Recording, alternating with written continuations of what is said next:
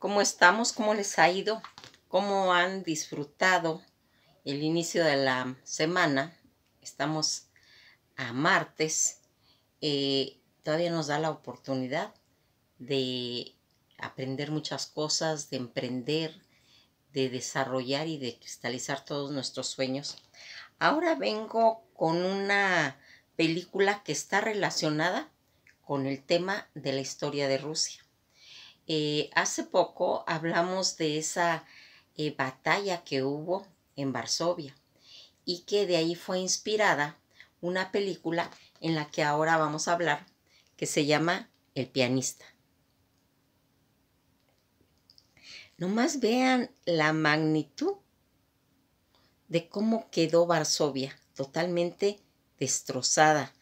totalmente derruida, pulverizada por toda esa saña de Adolfo Hitler de no haber perdonado que en determinado momento no estuvieron de acuerdo con él. Todos estos acontecimientos que estamos viendo en esta película y que nos va a ir marcando toda esa crueldad del ser humano cuando tiene la tendencia de destruir.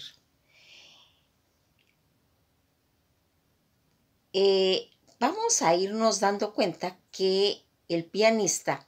realmente dicen que fue una historia verdadera por la cual este director de cine pues la va a llevar a que se vea toda esa monstruosidad que se llevó, esta verdadera historia del pianista que sobrevivió a la matanza de los alemanes en un gueto en Varsovia. Fíjense en cómo todos estos acontecimientos que se van dando, que se van haciendo y que tiene como pues finalidad adentrarnos a esos momentos de climas, de una situación en la que pues toda esta funcionalidad que tienen las películas para adentrarnos, para que estemos metidos por medio de sus imágenes a sentir en determinado momento qué sintieron toda esa gente que estuvo pues tan lastimada. La verdadera historia de este pianista que sobrevivió a esta matanza y a los descendientes de él, ¿sí? Que su nombre, pues verdadero, va a ser Vladislav Szpilman. Lo va a hacer famoso a la película de Roman Polanski, que ha logrado que la justicia vaya ordenando a una escritora ratificar las afirmaciones de que el polaco colaboró con los germanos. Por ello, hoy vamos a ir recordando esta historia en la que vamos a ir viendo toda esa funcionalidad y que en esta película van a quedar registrados. Más conocido por todos por el pianista Vladislav Szpilman, gracias a la película de Roman Polanski, fue un ejemplo vivo de esa tenacidad y de uno de los hombres que puso más luz sobre las barbaries. Todas esas barbaridades perpetradas por los soldados alemanes en ese gueto de Varsovia. Esta serie de barrios en la que los germanos casi rodearon con todo un muro, en la que posteriormente obligaron a vivir recluidos a todos los judíos, polacos de la urbe. Su historia, sin embargo, está nuevamente pues actualizada. Están buscando, después de que a principios de agosto sus descendientes demandaron a la escritora para afirmar que el músico, quien logró sobrevivir 5 años en la región a pesar de que el ejército nazi le buscaba, había colaborado con los hombres de Adolfo Hitler, una apelación que han ganado y por la que recibirán un perdón oficial de la autora. Los primeros años de vida de Vladislav Spigma no solo son demasiados destacados en la historia de él, se sabe que nació en 1911 en Polonia y que ya en su infancia demostró tener pues un talento innato para el piano y que para que fuera creciendo su interés en este instrumento, comenzó también a tomar clases para irse perfeccionando su técnica durante toda su adolescencia. Cuando él se va a trasladar a Berlín, donde estudió en la Academia de Artes, por ese entonces los nazis no habían subido todavía al poder de Alemania, algo que sí consiguió en el año 1933. Sin embargo, para entonces ya había regresado a su Varsovia natal, donde comenzó a trabajar en la radio polaca como intérprete de música en directo. Su carrera musical iba entonces dirigida hacia el estrellato, pero todo cambió el 1 de septiembre de 1939, cuando Adolfo Hitler atacó Polonia. A partir de entonces el país se detuvo y su camino hacia la popularidad también. En todos esos días siguientes, mientras el país organizaba toda su resistencia ante el ejército germano, Spearman siguió tocando y tocando para los oyentes de la cadena, lo que hizo entre el continuo bombardeo enviada por los aviones y los proyectiles, tanto de artillería germana. La razón lo consideró como una forma de mantener la normalidad y pues ir levantando el ánimo a los soldados polacos que luchaban contra un ejército mucho más potente, mejor entrenado y con nuevas técnicas militares de artillería, como lo platicamos, recordarán, cuando hablamos de la guerra relámpago. El toque ante un micrófono por última vez fue el 23 de septiembre. Ni siquiera comentó, sé cómo llegué a la emisora aquel día. Corría de la entrada del edificio a otro, me ocultaba y volvía a salir corriendo a la calle. Cuando yo creí que no había oído silbar la bomba cerca de mí, en el último día en la radio estaba dando un recital a Chopin. Fue la última emisión de música en directo desde Varsovia. Mientras tocó, todo el tiempo estuvieron explotando pues esas bombas muy cercanas de la emisora que se incendian estaban incendiándose todos los edificios que estaban próximos a nosotros, explicó el propio Vladislav Spigma en su biografía El pianista del gueto de Varsovia. Toda esta barbaridad del gueto 4 días después de que se rindió Varsovia, momentos en el que empezó el terror alemán, todo comenzó con pequeños ataques pues raciales perpetuados en personas anónimas y sin embargo, poco tiempo después los germanos encargados de formar sistemáticamente contra todos los judíos polacos, como unos 3 millones. Así que quedó claro cuando en la Navidad de 1939 se obligó a todos los miembros de la región a portar un brazalete blanco. Ese brazalete era como una forma de un distintivo, donde lo portaban, era una cinta que portaban en el brazo con la estrella de David para irse identificando quiénes eran alemanes, pero únicamente pues les servían para que los atacaran más. Toda esta situación que se va a ir dando y que va a ir haciendo que con aquella estrella de David en su brazo, para avisarles a todas, pues las condiciones también se le denigró, obligándole a hacer reverencias a cualquier germano que viesen en la calle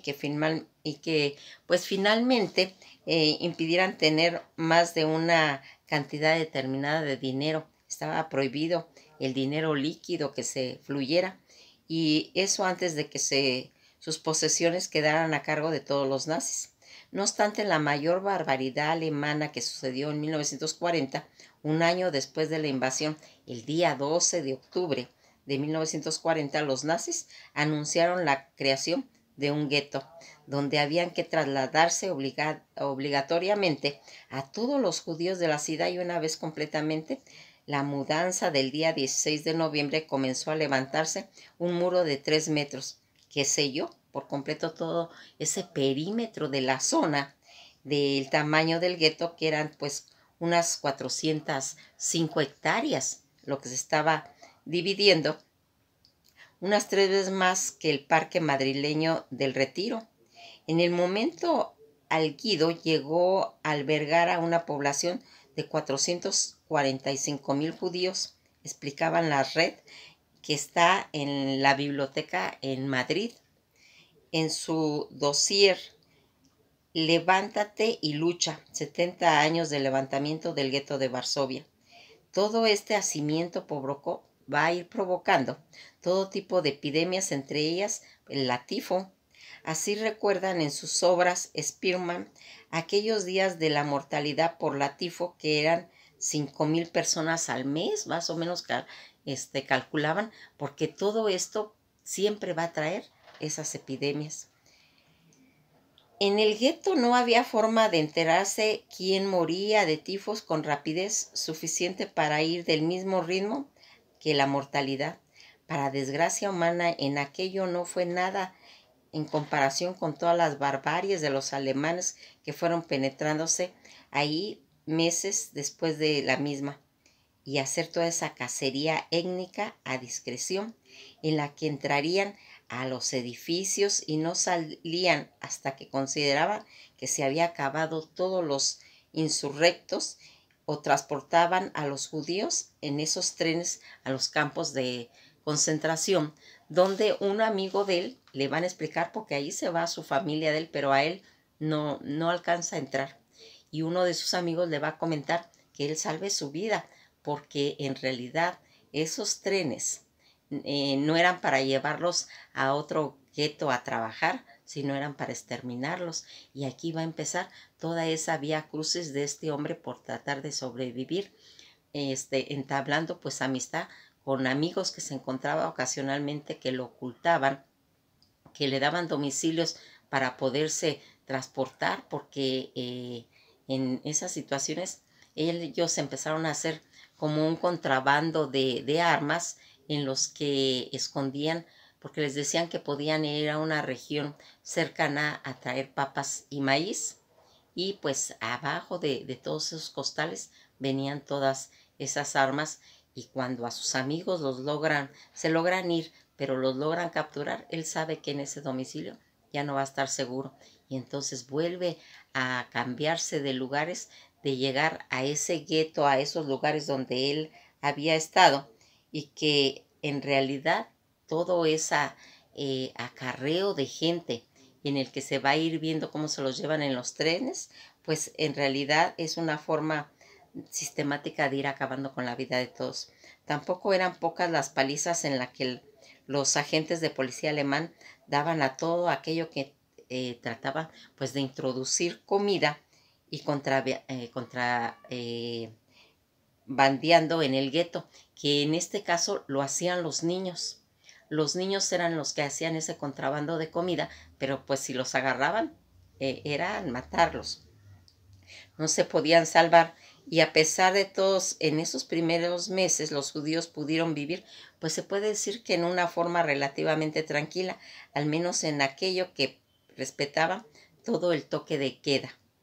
impuesto, y no le importó perder pues sus ahorros en favor de los germanos. Spearman y sus familiares fueron de los que lograron, pues a pesar de todo, adaptarse. Un ejemplo es que nuestro protagonista logró conseguir trabajo como músico en diferentes bares de ese gueto. El último que estuvo fue Stuka, en el que pasó varios meses. 4 meses después me trasladé a otro café, decía Struka, que quiere decir arte, en la calle Lesno. Era el mayor café del gueto y tenía aspiraciones artísticas. En su sala, los conciertos se ofrecían a menudo actuaciones musicales. Me presenté tocando a dúo de piano con Andrzej Joderovder, en el cual tuvimos mucho éxito en esa versión, comentaba, con el Vals Casanova de Ludomir Rositzky, con la letra de Vladislav Slengel, junto con la sala de conciertos que había en el bar, donde quienes preferían la comida y la bebida a las artes podían tomar excelentes vinos y deliciosos cócteles, tanto en la sala de concierto como en el bar.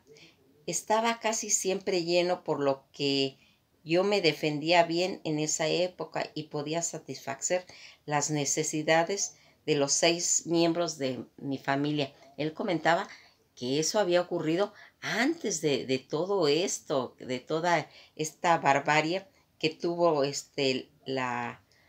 situación. En una época van a darse cuenta que los alemanes ya están entrando y comentan en su familia que tienen que ocultar el dinero, y uno de sus hermanos le dice que el mejor lugar es ponerlo a simple vista en la mesa, a la cual él comenta pues que eso no es, que es una tontera, que hay que esconderlo bien. ¿Y quién iba a decir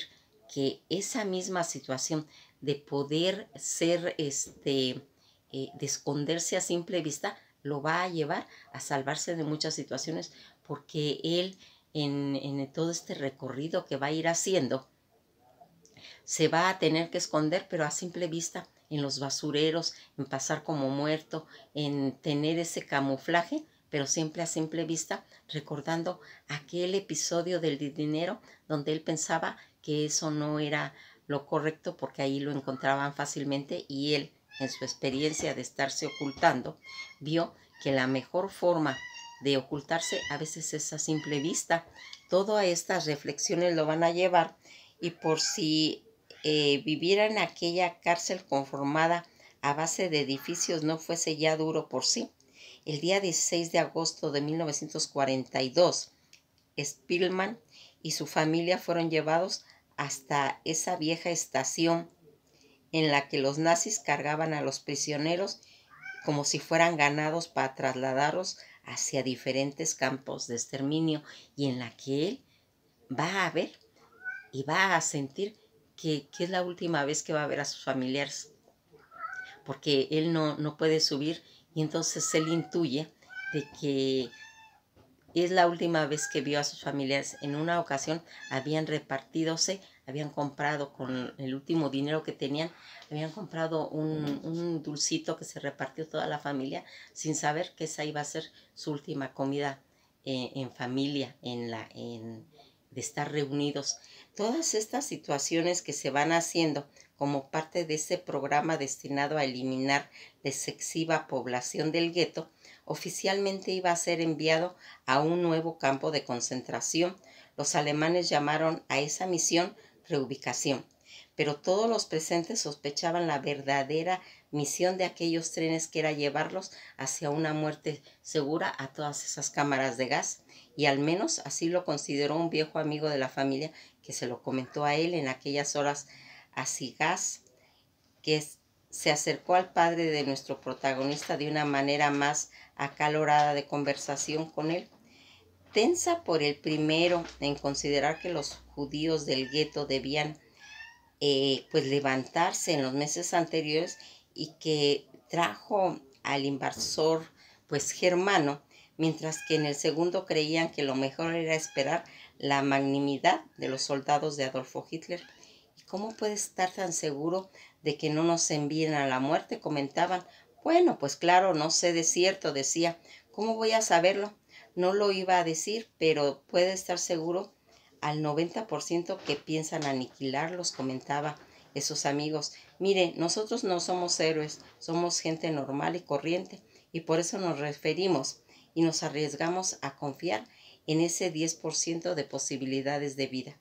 A las 6 de la tarde ese día un grupo de alemanes llegó hasta ese lugar y seleccionó entre todos los reos a los hombres más fuertes para que los acompañaran. Fueron afortunados los días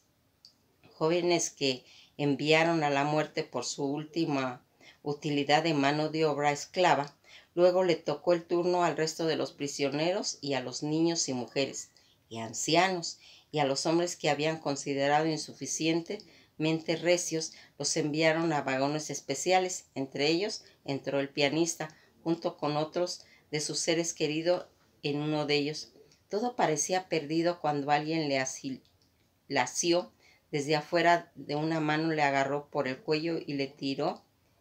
en mí hacia atrás, comentó. Fue el cordón de policía y explicaba en su obra biográfica, desesperadamente Spilman. Quise volver a entrar al vagón, pero ya un soldado me lo impidió. La palabra que dijo quedaría grabada a fuego en su mente. ¿Qué demonios estás haciendo? Sálvate y vete. El polaco sospechó entonces que jamás volvería a ver a su familia, como yo les comento, y esa desgracia fue así después de aquella revelación que le había hecho que realmente se salvara. Al principio pensó que su arte era lo suficientemente importante como para que alguien considerara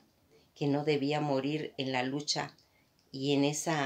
esos lugares donde los llevaban a esas cámaras de gas, pero nada más lejos de la realidad, porque en realidad toda esa desesperación en la que él se va a ver sumergido cuando él regresa y encuentra todo Varsovia